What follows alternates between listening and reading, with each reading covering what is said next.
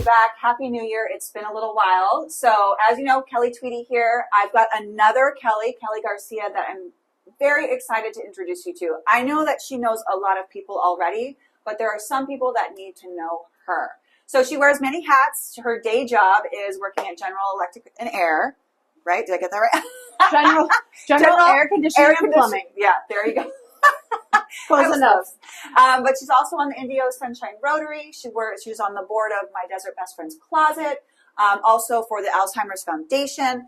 And that's just a few of the things. And before she starts, I just want to make sure you understand the type of person that we're talking to. On her Facebook page, it says, I help people who know they were made for more, cast a bigger vision for their lives. So I just want to start there because I saw that and I thought, what a testament to you and what you do every day.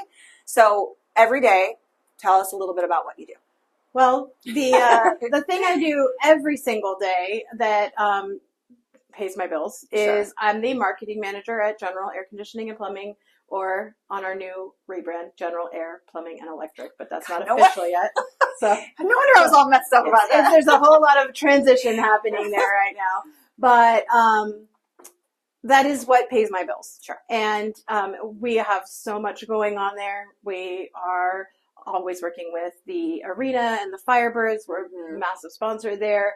My boss just launched his own podcast. Oh, wow. Separate from General. It is called The Tradepreneur Show. Oh, and it is to help people who are in trades, but not just the traditional trades, but even like your estheticians and your hairdressers. That is a trade. That is a skill that you learned and that you use your skill and trade it for money, right? So it's really designed to help people who are either starting out working for someone else and they want to be the best that they can be, or they have reached the point where they're saying, I don't want to work for somebody else and now I want to be my own boss. And what are the things I need to know? It's very new. We've only got 2 episodes out so far, but it's fun. I had to onboard a ton of new information in order to be successful as a new podcast producer. Yes. But it's funny that you mentioned the quote from my Facebook page, that little bio.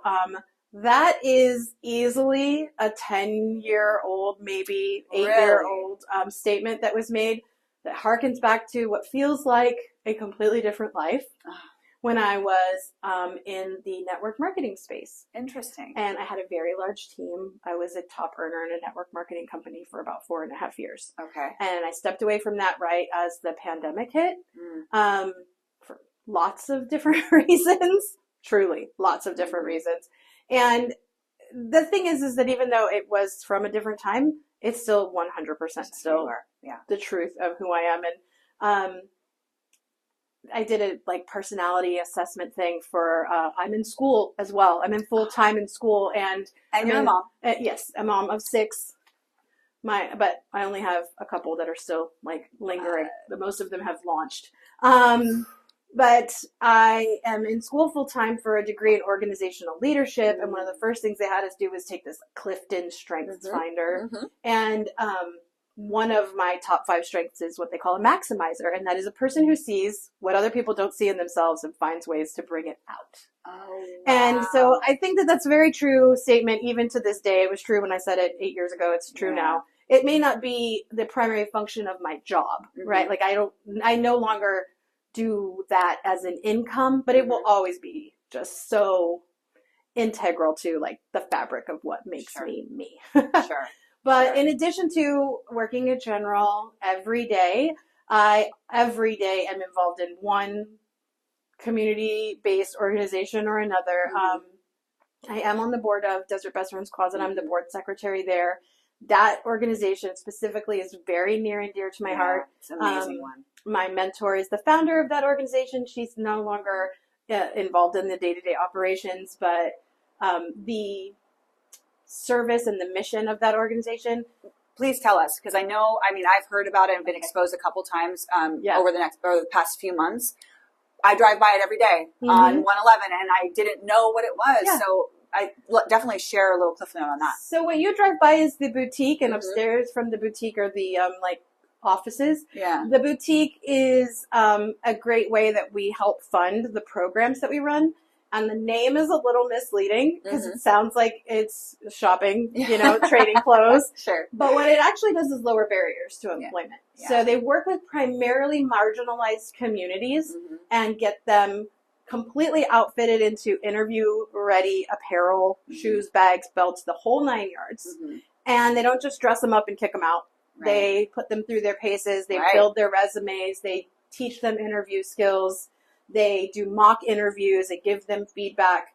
And in the case of certain clientele that get referred over from different county agencies and stuff, sometimes people need more intensive help. We had a client who just was not able to drive yet and was very intimidated by taking the bus.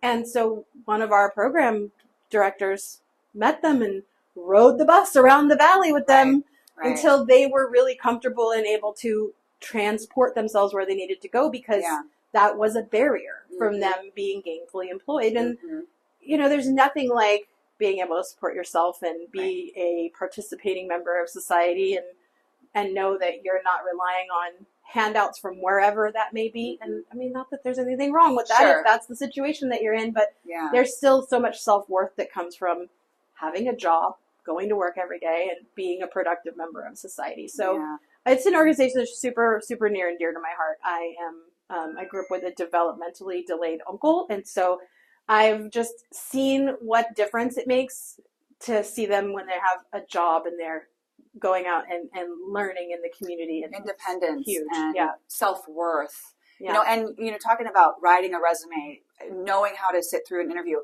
those are skills that even people going to school, they don't have. Adults in their 20s don't have.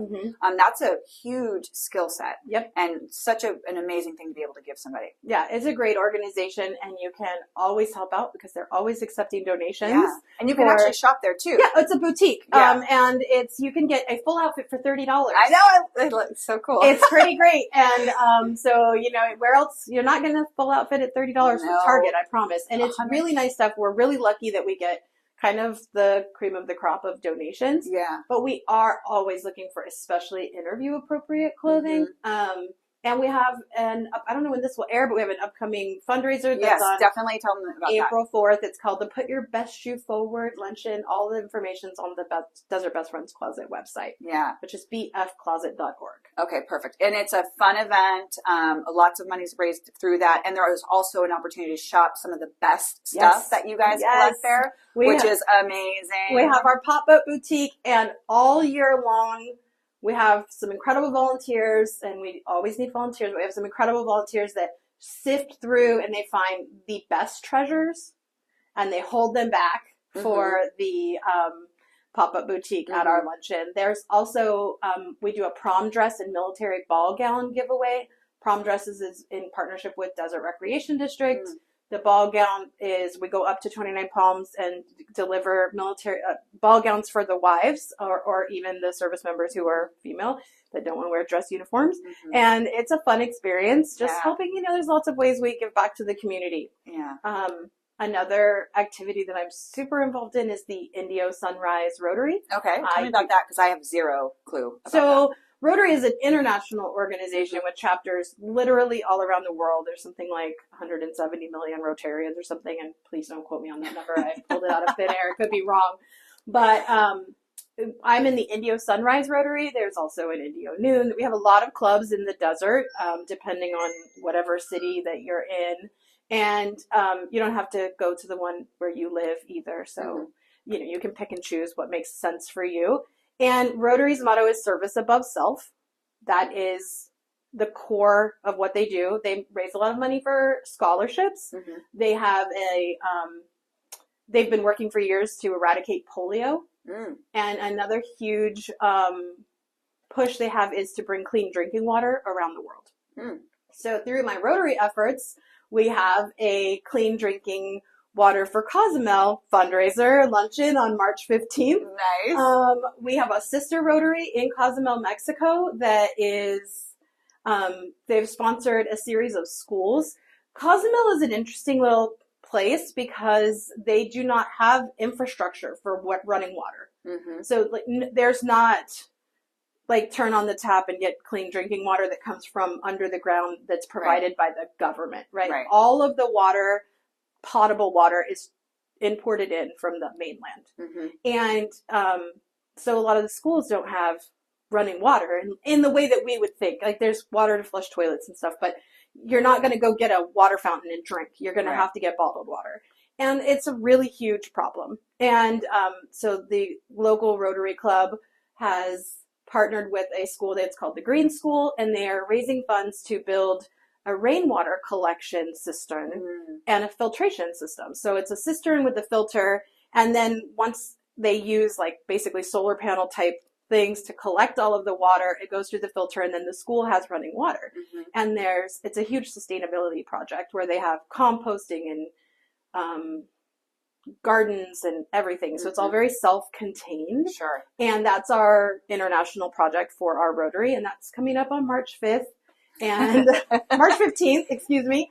And that we just finalized the date less than 10 days ago. So we're planning a huge event in like 60 days, which is not unusual for me. Right. I was just thinking. I feel like that's like your life. That's the MO for my whole life. I saw Katie Stice with the Red Barrage Chamber yesterday, and she said to me, "I'm pretty sure you have a clone because I don't know how you do all that you do." Well, I'm sitting here thinking that too. It's like everybody's given the same 24 hours. Everybody has the same amount of time in the day. How do you manage to do all of that stuff, be a mom, and have like energy and just like not go crazy? And how do you manage that? The short answer is I just do. The long answer is I am extremely blessed that my husband is like the hub of all things family oriented, and he works from home primarily and is able to be the chauffeur, the grocery shopper, so I spend my day out in the world doing with the people doing the things, and he handles all of that, which does make it possible. If I had to do all of that too, they would eat just McDonald's or something. Like that would be the case because I wouldn't be able to maintain both aspects of what I do in the same way. So I am very blessed that I have that kind of support. Yeah. And the other answer is that's just sort of the fabric of how I am. I am. People, I hear it all the time. They're like, you're just so effective. You just get so much done. And they're like, how do you do it? How do you do it? I get that question a lot. And very often I'm like, that's what it is. Right. Like, how do you not? Sometimes is kind of how I feel. Like, what do you mean? You don't read every email? And like every email I've looked, I may not have read it completely, but I've looked at it and I know what's happening within 20 minutes of it arriving, unless I'm really, engaged in something that needs no distractions, which is it's rare. Sure. I'm also thinking about like 8 things right now. Right. Exactly. So, like even as we're talking, you have the mental load that happens for me, but that is just naturally who I am. And I always thought that was just because I was, and you're going to laugh, but I was gifted. They labeled me that as a kid. Turns out, no, I just had undiagnosed ADHD and autism. And so I'm a freak. That's what it comes out to. Like I have learned, after I turned probably 40, which I'll be 47 this year. I have no problem saying that because it's same. I am so grateful and feel so much gratitude that I've reached this age and have the level of energy that I have and the health that I have. Sure. And everybody should just be shouting from the rooftops if you're over 40, because that's when you decide that you don't give an F anymore. You hear that, Christina? Christina just turned 40. Well, I would have never guessed, Christina. Because hello, baby face. Yeah. But I'm happy for you. Yeah. It's the true, like, I just think you get to a place where you're like, actually, I don't care what all these people think. I totally agree. Like, and it's like I deal with a lot of younger women, and everybody's like, oh my God, we're getting older, and I don't want to be this age. And I'm like, but you're gonna be. Yeah. And I'll tell you what, like being in my 40s has been the best time of my life. Like I've never felt more grounded and more self-aware and just more in myself. Yeah. And so willing to say that's not for me. 100%. And not I would say my 30s were the era of FOMO. And then turning 40 made me realize I don't fear missing out at all. I don't. Like if I missed it, I missed it. I'm sure something else better is either coming or was going on at that same time. Like you can't be everywhere and do everything. Coming from the person who does as much as they possibly can. But there's a lot of things I don't do. Right. You do have to say no, because every time you say yes, you are saying no to something else. And there's a lot of things I don't do. I mean, even in my charitable work, even in my community work, like I have dogs and a cat. I love animals, but you're not probably going to see me sign up to go like pound the pavement for the dogs and the cats. Not because they're not wonderful and lovely, right? But because I'm not going to be lit up enough to maintain my energy to do that. And that's a great point, because when you choose, like, obviously you're giving back because you're passionate about these things. You also get something too. Yeah. It fills your cup. That's right. Right? So you're able, when you choose what fills your cup the most, giving time to it is not a job. Giving time to it is not as energy draining as if you're like, well, shit, I gotta go do this. Yeah. And so the minute I start to feel like that, like, oh, why do I have to do? Then that's when I start to really reevaluate what the priorities are. Sure. But I've gotten really good at not taking in those things. And a lot of that just came from being willing to be like, actually, no, I can't do that. Yeah. And remembering, for all of you younger ladies out there, no is a complete sentence. Yeah, right. You don't, it's not no because. Like, that's not that you don't have to, but you don't have to. Like, you can, but you don't have to explain why you can't do things. Right. And I think that's really important, especially for people that are younger, to understand. And do you feel, though, that knowledge really comes with, like, the experience of saying yes so many times that you no longer are even aware of where you're standing? Right. And then you're like, what am I doing? Why do I have all these things? And why do you think that we do that? People pleasing. I think, women in general are conditioned to be amenable and make things easier for other people. Right. And I will say, I definitely still do that. Sure. Especially in my professional life, in which I'm in a very male-dominated field. I'm surrounded by very powerful men, or, people who believe that they're very powerful men.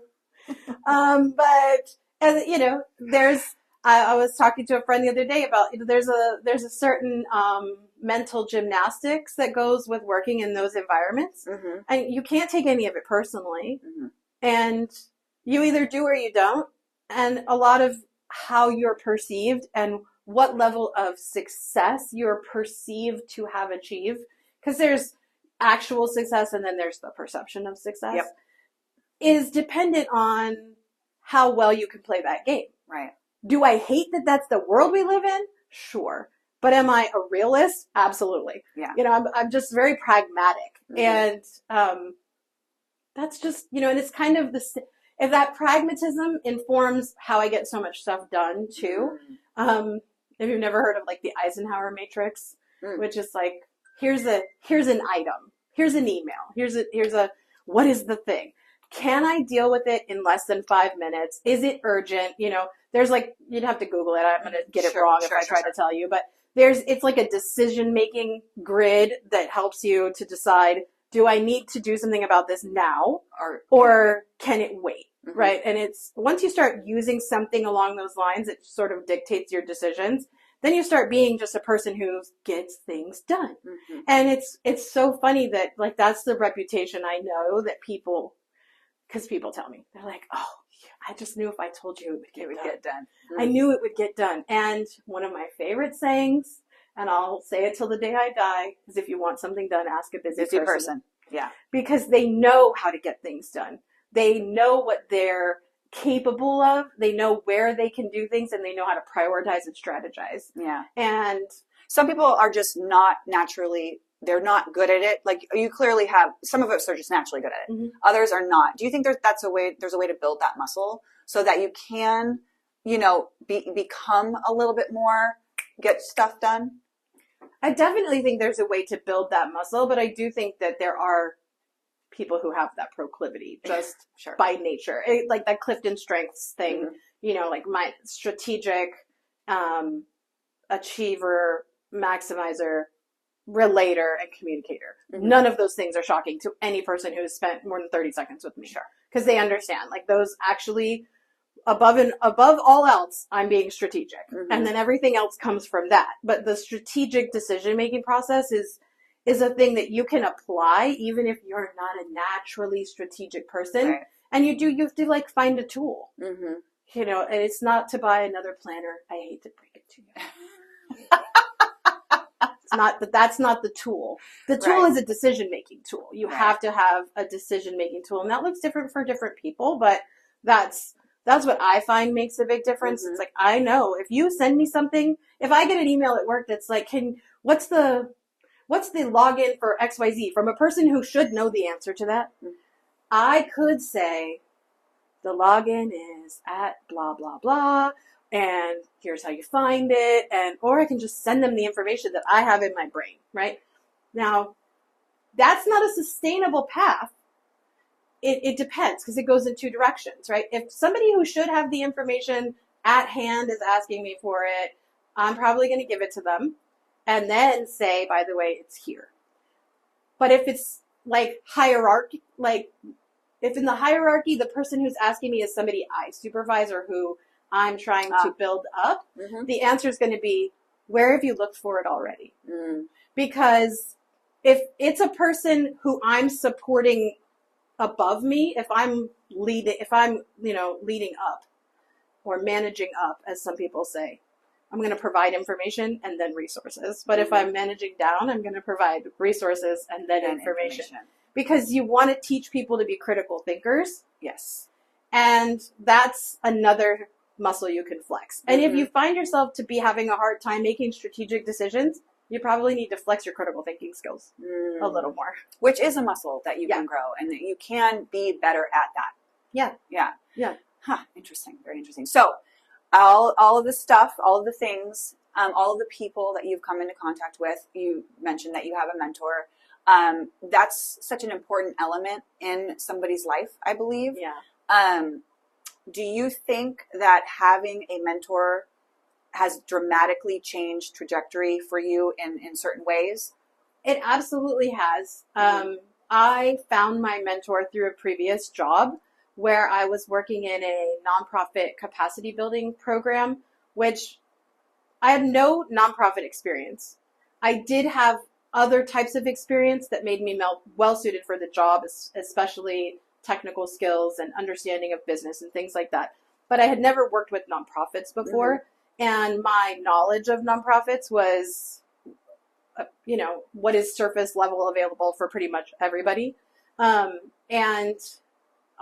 Shortly after I started there, my mentor started working there as well as my direct manager. And she had founded a nonprofit. She had done all of these things, and she knew the nonprofit world really just sort of inside and out.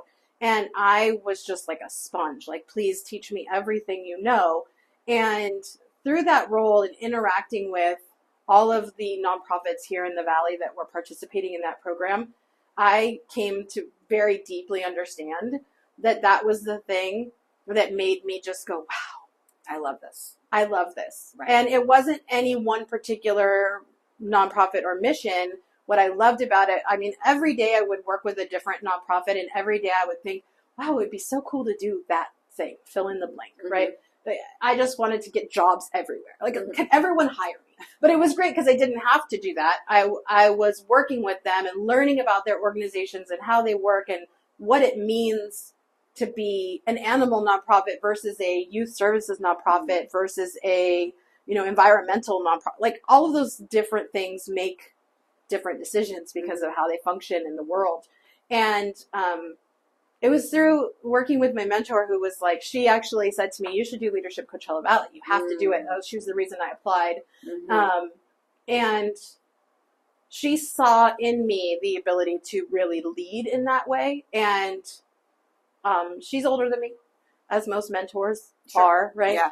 But she had a lot of that, like, no is a complete sentence kind of thing. Right. And then there were also things that were more my strengths and less hers, that she was like, you don't understand what a strength this is, that you can do this. Sure. And it really helped me to understand where my strengths lie and find opportunities that align with my strengths. Right. And right. even when I find myself in charge of something I had no idea I would be in charge of, which I swear if I'm in a plane crash and it lands and nobody's dead, even if I never say I'm in charge, I will eventually be in charge. It's just the default.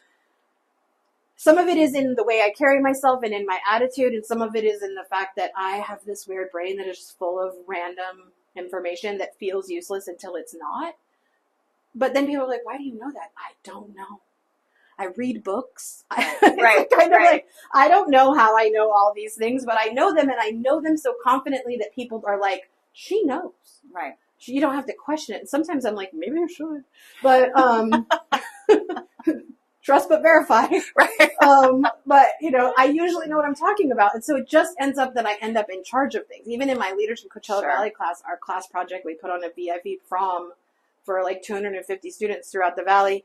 We did that in under 60 days too. We had it at the polo fields. We got it. It was like a crazy thing. Heard about it. Yep. And I kind of ended up in that point position. Lots of support from everybody else. But if you go and ask any of them, well, who was like kind of in charge? They're gonna be like, Kelly. Kelly was kind of in charge with Noelle, and like that was the situation. But she was definitely the one ringleading. Not because I wanted to. It wasn't even my project idea. But that's just the default of what I end up doing. And so I find myself in leadership positions by default, by accident. But my mentor sort of helped me to see that it's actually not by accident at all. It's because that's truly like what you are built for. Right. You're not built to be in the wings. I can be a supporting character. I'm happy to support. But your superpower is falling into that position where all of your strategic thinking and your critical thinking and your knowledge just immediately puts you in that position. And my ability to see what other people's strengths are and then play to them. So that, that's what leaders do, right? Exactly. That's what leaders do is they don't just dictate. It's not like I'm a leader because I'm bossy. I can be bossy, but it's not because I'm bossy. It's because I can see so-and-so is great at this thing. So-and-so is great at this thing. And then you amplify those strengths and you pair people up in ways that make the whole thing just run better and smoother. And that's what being a leader is. People are like, well, what is your degree in organizational leadership? They're like, what does that mean? And I'm like, it means exactly what I said. It's leadership for organizations. Well, if of all the things that your mentor has taught to you or brought to your attention, do you think that that's your favorite thing, that knowledge that being a leader is just something that naturally is your superpower? Yeah, I would say so, for sure. Yeah. And if you were to say to somebody else who is like searching for, like, maybe they have some sort of the same unusual skills and don't know where to put them or how to make them work for them, like, what would you say to them and how to discover that? I would say look for opportunities to do the thing that makes you feel really excited. Yeah. Like, lean into those things. One thing I always say to people, if they're like, because I hear this, like, I'll be in a big group of people hearing new information, and then they'll say, are there any questions? And I'm just like, yes, all the time. And it never fails that someone comes up to me and they goes, I'm so glad you asked that question, because I was wondering that too. And I'm like, then your hand should have been up. And sometimes it's as simple as being willing to be the first one. Be willing to stick your hand up. And you have to just be willing, even if it's a dumb question. Vulnerable. Yeah. Like, there's no shame in being the one who asks the question. Right. Just ask the question. Yeah. It's, and I think that if your instinct is, wow, I wonder about this, or I'm not sure about that, go seek the information out. Right, because a lot of people get caught up in trying to figure it out on their own. Trying to figure it out, they run up against the wall, and maybe they get through, maybe they do, but there's so much value in finding somebody who did it first and asking them for guidance or help or reading up on them or whatever. And that's so important. Yeah, there's no reason in giving yourself a bruise to get through this wall when you could just look around and say, and find the door. Yeah, does anybody know how to get through this? Yeah. And somebody will inevitably say, I do. Yeah. And you may not even, the interesting thing is that when you hear other people tell you how they accomplish something, you either learn a new way to do it or you learn the way you don't want to do it. And knowing how you don't want to do it is sometimes even more impactful and valuable because, you know, knowing what you don't want helps you decide what you do. Yeah. So if that's actually a really good way to answer your original question, which is what does somebody do if they feel like they have this and they're not sure what to do? Figure out what you don't want. Because I figured out really quickly, I didn't want somebody to micromanage me. I didn't want somebody to have I needed a lot of autonomy. But I figured that out by realizing I don't want this and I don't want that and I don't want this and what's left. Right. And that helps me to know where I'm going, what I'm doing. Yeah. Because those are like guideposts. And it goes back to, again, knowing that you can say no, knowing that nobody's going to hate you if you say I'm not coming. Yeah. You know, nobody's going to like think less of you if you're like, actually, I just don't have the bandwidth for that right now. Yeah. Next time, ask me. Absolutely. So if somebody wanted to reach out to you to assist with any of the upcoming fundraisers or things, like, would that be possible? How would they reach out to you? What would be the best way? So there's so many ways. The most direct one where you're definitely going to read the email. Well, I read all the emails. I read all the messages. I read all the DMs. So I'm not sure if you could put information in your. I could give you an email address to put in your We'll put that so people in the show notes and on Instagram. Sure. At 6 Kids Done Counting, spelled out SIX. I need to follow you on that. That's hilarious. I love that. I'm definitely more active on Instagram than Facebook. I have to have Facebook for work, and I do dilly dally there, but it's not really my vibe so much anymore. But yeah. All right. Well, if there was one thing you wanted people to take away from our conversation, what would it be?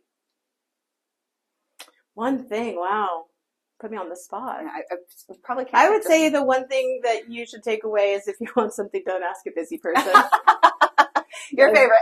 that is my life motto. Yeah. If you want something done, ask a busy person. Yeah. Well, I really appreciate you taking time. Thank you so much to be with us. It was great. Yeah, super fun. Yeah, absolutely. And I definitely want to hear about volunteering for that fashion show. Yeah, so, absolutely. We'll get you there. Yeah. Thank you, everybody. We hope you learned a ton, especially how to, get shit done. We'll see you next time.